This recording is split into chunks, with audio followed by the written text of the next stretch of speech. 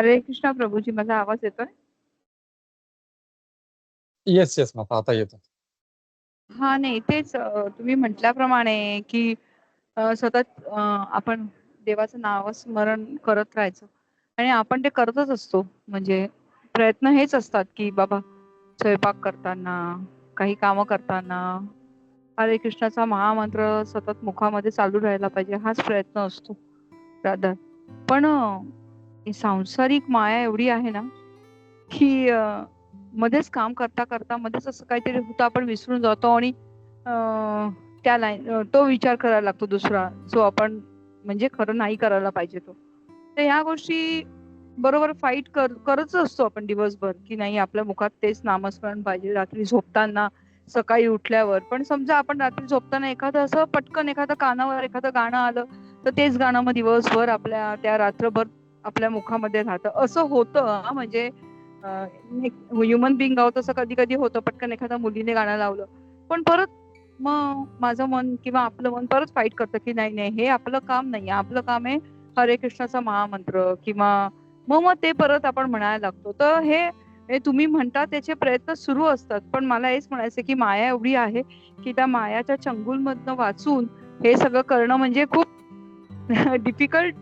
Difficult म्हणण्यापेक्षा जरा आपण मायेमध्ये भरकटत जातो, असं मला म्हणायचं. करेक्ट करेक्ट माताजी. होतं असं बऱ्याच वेळेस. आणि हे का होतं? कारण आपली थोडीशी आसक्ती जी आहे ती या भौतिक वस्तूंप्रती आहे.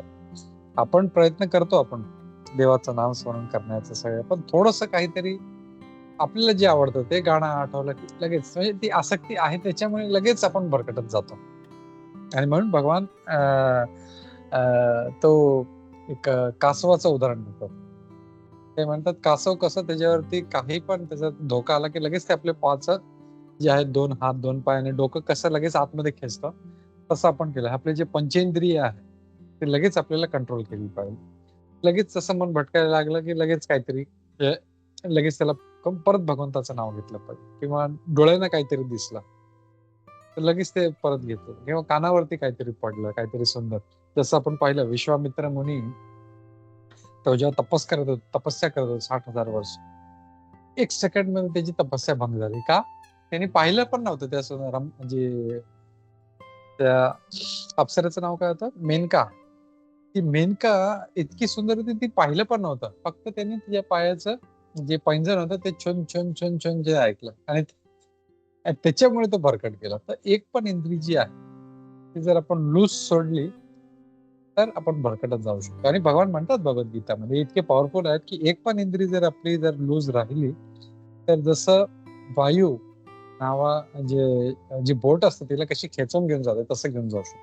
आणि म्हणून इनिशियली आपल्याला खूप प्रयत्न करावा लागतो, पण हे कसं, हे प्रॅक्टिस सारखं आहे. आणि आपले आचार्य लोक खूप चांगलं उदाहरण देतात. काय ते एक दोहा आहे, रसरी आवत जावत शिल्पर परे निशान. काहीतरी आहे, म्हणजे जसं आपण पाहिलं, जे आताच्या लोकांना तर माहित नसेल पण जे गावातले लोक आहेत त्यांना माहिती आहे, जे बावडी आपण विहिरीतून जे पाणी काढायचं तर ते जी रस्सी असते ती दगड किती किती स्ट्रॉंग असतो किती, पण ती येऊन जाऊन ती रस्सी जी सारखी येत राहते, तर ती रस्सी किती नाजूक असते ती, पण ती पण त्या दगडाला कापून टाकते. तर भगवान तेच म्हणतात, अभ्यास करत करत जडमती होत सुजान. तर जी जडमती आपली जी बुद्धी आहे ती जड आहे खूप, पण प्रॅक्टिस करत राहिलो त्या रस्सी सारखं आपण, तर हे जे इतके जे आपली जी मती एवढी जड आहे ते दगडासारखी, एवढी म्हणजे भौतिकतामध्ये, तर तिला कट करू शकतो. प्रॅक्टिस आपल्याला पाहिजे. आणि त्या प्रॅक्टिससाठी खूप महत्वाचं आहे की भक्तांचा संग हे करू. जसं आपला संघ असेल तसा आपला रंग होईल. आपलं जर असं आपलं भौतिक लोकांचा आपलं जर संघ असेल तर आपलं चेतना पण तशीच राहील.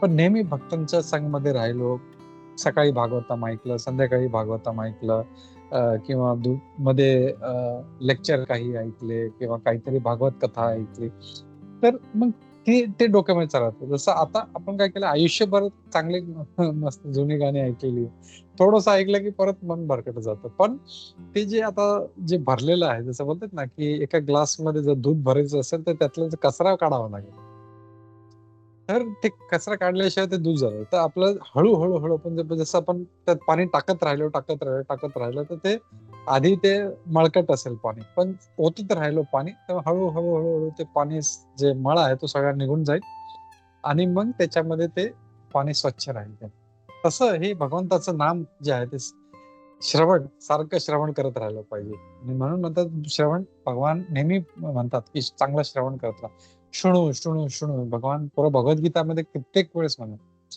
आणि जे नवविध भक्ती आहे त्यात सर्वात इम्पॉर्टंट जो विधी आहे ते आहे श्रवण म्हणून नेहमी श्रवण करत राहिलं पाहिजे आपल्याला आपण तर हे मराठी भगवद्गीता आठवड्यातून एकदा करतो हे डेली करत राहिलं पाहिजे आपल्याला सारखं भगवंताचं नाम स्मरण काही ना काही एक लेक्चर किंवा कथा काही ना काही आणि जेव्हा ते ओतत राहू आपल्या कानामध्ये जे आपले जे कर्णेंद्रिय त्याच्यामध्ये भगवंताचं नाव ओतत राहू तर हृदयामध्ये जे मन आहे तो हळूहळू हळू सर्व बाहेर पडत राहील तर ओनली थिंग इज आपल्याला चांगली प्रॅक्टिस पाहिजे हरे कृष्ण माता